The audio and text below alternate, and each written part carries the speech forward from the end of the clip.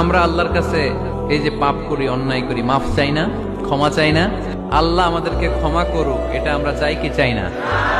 আল্লাহ আমাদেরকে ক্ষমা করুক, এটা আমরা চাই, কিন্তু আমরা আমাদেরকে ক্ষমা করতে পারি না। যদি আল্লাহর কাছে ক্ষমা পেতে চান, তাহলে আগে নিজেরা নিজেদেরকে ক্ষমা করে দেন। আল্লাহ, ভুল করছি, আল্লাহ মাফ করে দাও, ক্ষমা করো। আমি ক্ষমা চাইতেছি, কিন্তু আমি ক্ষমা করি না আরেকজন। তুমি ক্ষমা করো না, তুমি ক্ষমা চাও কোন সাহসে?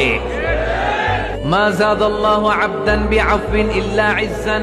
আল্লাহর হাবিব ফরমান, কোন বান্দা যদি অন্য বান্দারে ক্ষমা করে দেয়, আল্লাহ ওই বান্দার মর্যাদা বাড়িয়ে দেয়।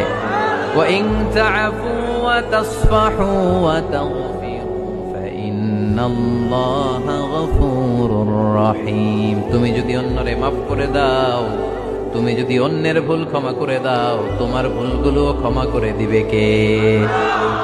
আল্লাহুম্মা ইন্নাকা আফুউন কারীম।